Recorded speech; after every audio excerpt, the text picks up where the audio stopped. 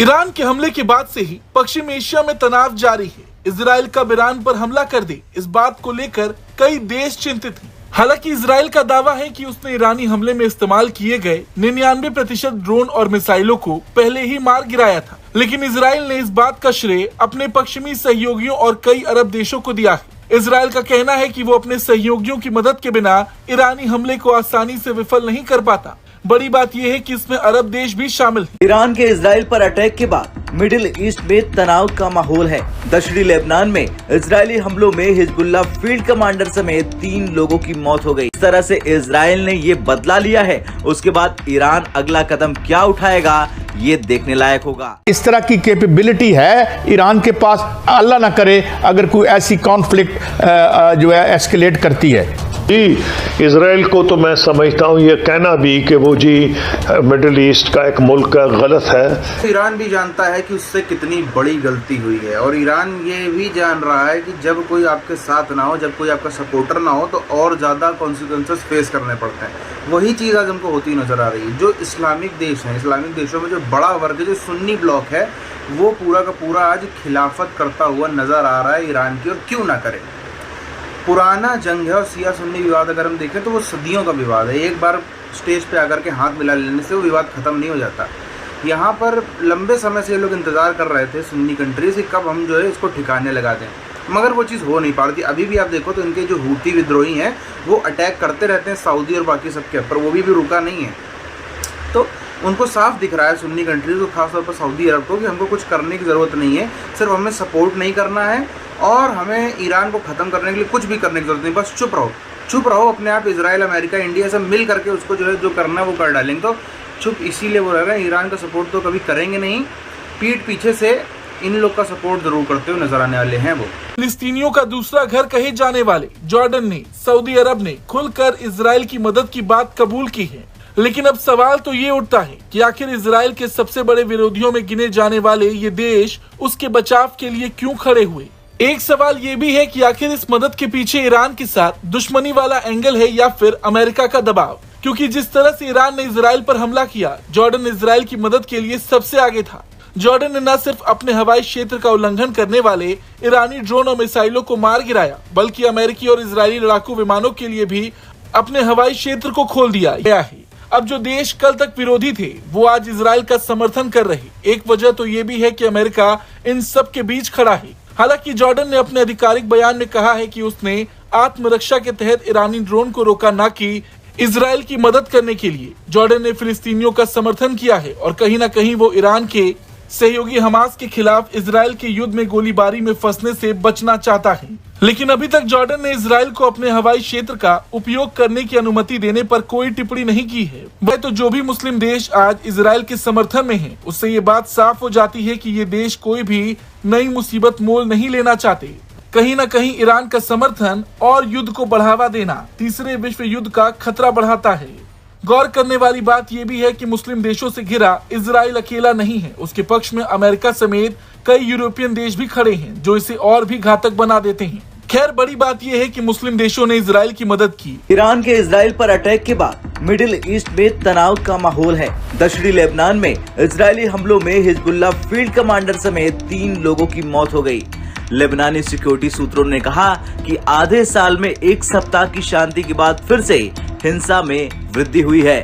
वहीं इजरायली सेना ने कहा कि दक्षिणी शहर इन एबल में एक कार पर हमले में मारा गया इस्माइल बाज हिजबुल्लाह के तटीय क्षेत्र का कमांडर था और इजराइल पर रॉकेट और एंटी टैंक मिसाइल हमलों की योजना बनाने में शामिल था। इसमें तो जी इजराइल को तो मैं समझता हूँ ये कहना भी कि वो जी मिडिल ईस्ट का एक मुल्क का गलत है। एक यूरोपियन पावर है, एक यूरोपियन पावर जो है उसको बैकवर्ड इलाके में जाके उसकी टेक्नोलॉजी बहुत एडवांस्ड है और फिर यूरोप में उसकी इतनी लिंकेजेस हैं, क्योंकि जो है Jewish community in United states वो साइंस में, टेक्नोलॉजी में, बैंकिंग में, मीडिया में हर जगह छाए हुए हैं। तो इनको तो बहुत एडवांटेजेस हैं। हाँ है, सबको बता दिया है, यूएस को भी एतमाद में ले लिया है, उनको भी कह दिया है कि जो ये कही जा रही है बात के सीज फायर किया जाएगा तो हम इसको नहीं मानते, हम ईरान के अटैक का जवाब देंगे। तो उसके बाद ईरान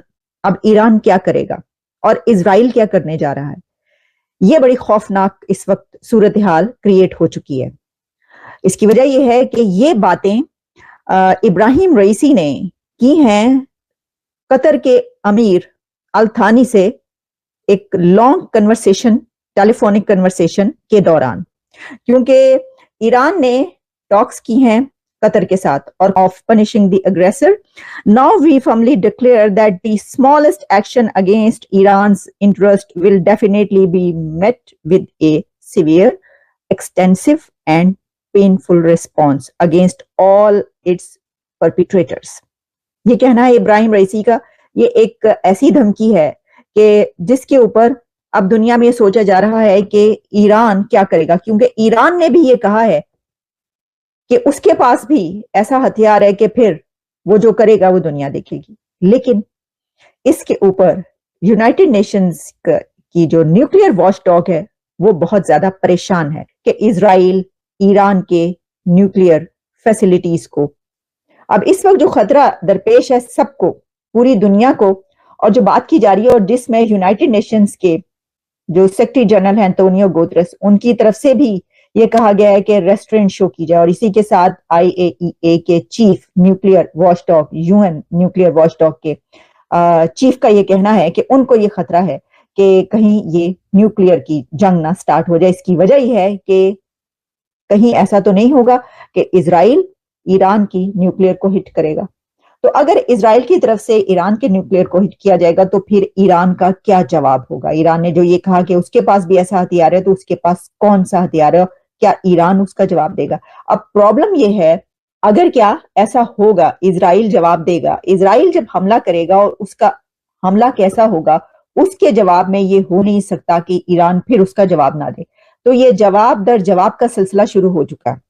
इजराइल ने अरब नेशन से कांटेक्ट किया है, कोशिशें हैं वो ये हैं कि वो अरब नेशंस जो है उनको अपने साथ मिलाए। अब कैसे? अरब नेशन से इस तरीके से कि इजराइल ये ख्वाहिश है कि जैसे पहले कंट्रीज जो कि वेस्टर्न कंट्रीज हैं उन्होंने बढ़कर इजराइल का साथ दिया और ईरान की तरफ से जो ड्रोन फेंके गए उनको इंटरसेप्ट किया, तो अगर जो अरब नेशंस हैं वो भी इजराइल का साथ देती हैं तो फिर ईरान के लिए बहुत मुश्किल हो जाएगी। अब ये तो हमें पता चलेगा कि क्या इजराइल इसके अंदर कामयाब हो पाता है या नहीं। इसकी वजह यह है कि जो अरब नेशंस हैं वो खतरा महसूस कर रही हैं, उनके लिए भी बहुत ज्यादा डेंजरस सिचुएशन ऐसी है कि ईरान ने एक और ऐलान कर दिया है। ईरान के ऊपर अब बाकी सबकी तो बात छोड़ ही दीजिए, इस्लामिक देशों की तरफ से भी जो है वो ईरान के लिए दरवाजे बंद किए जा रहे हैं। ईरान के लिए पूरे के पूरे जो ज़्यादा और ज़्यादा संपन्न इस्लामिक देश हैं वो सब के सब ईरान से किनारा कर चुके हैं। साथ ही साथ में अब कहने को हम कितना भी कह लें कि मुस्लिम उम्मा ये वो, ईरान का कहना है कि वो इस्लाम के लिए लड़ रहा है, ये ईरान का कहना है। मगर जो कहने को एक दोस्ती हो गई थी, मेन मंच पे आकर के हाथ बाकायदा मिला लिए गए थे ईरान और सऊदी अरब के जो हेड ऑफ द स्टेट हैं उनके द्वारा, वो सबको पता है कि मजबूरन वो पेट की भूख थी, वो पेट से ज़्यादा बल्कि मैं कहूँगा जेब की भूख थी जिसने दोनों के हाथ मिलाने पर मजबूर किया। वरना जो इतने सालों से, दशकों से एक दूसरे के खिलाफ लड़ते आए, दशकों से तो ईरान और सऊदी अरब लड़ रहे हैं। अगर मैं इन दोनों वर्गों का शिया सुन्नी विवाद की बात करूँ तो वो तो सदियों से चला आ रहा है। जो सदियों की लड़ाई है वो एक बार में ख़त्म होने जाएगी। अब मौका मिला है, अब जो पूरा का पूरा सुन्नी ब्लॉक है उसको मौका मिला है कि ईरान बैकफुट पर गया है, क्योंकि ये लोग ईरान के ऊपर जितना बमबारी करेंगे, कुछ भी करेंगे अगर, तो वहाँ से वापस जवाब आएगा और उससे इनका नुकसान जो है इनकी इकॉनमी पर होगा। अब ये वही बात हो रही है सुन्नी ब्लॉक के नज़रिए से अगर हम देखें तो वही चीज़ है, सांप भी मर जाए और लाठी भी ना टूटे। तो खुद कुछ करना भी नहीं पड़ रहा है और बैठे बिठाए ईरान का खात्मा हो रहा है, तो इससे अच्छा और क्या ही हो सकता है। इसके लिए जो इस्लामिक देश, सुन्नी देश हैं वो सबके सब किनारा करते हुए नजर आए। सऊदी अरब वगैरह इन्होंने साफ झाड़ लिया अपना हाथ, बिल्कुल भी इनकी मदद करने की फिराक में नहीं है। कुछ ही गिने चुने हैं पाकिस्तान जैसे जो हर जगह कूद जाते हैं, वही हमको यहाँ पर नज़र आएंगे, वरना बहुत ही ज़्यादा कॉन्सिक्वेंसेस फेस करने वाले ईरान के साथ में। ना ही सारे मुस्लिम देश हैं, सुन्नी ब्लॉक अलग हो गया, यहूदी इनके खिलाफ है, क्रिश्चियन देश इनके खिलाफ है, अमेरिका का पूरा ब्लॉक इनके खिलाफ है, पूरी की पूरी दुनिया एक तरीके से ईरान के खिलाफ है। गिनती के एक दो दोस्त हैं इनके, चाइना उसमें अगर मान ले तो, वरना सब इनके खिलाफ है। तो इसका महंगा पड़ेगा डेफिनेटली ईरान को।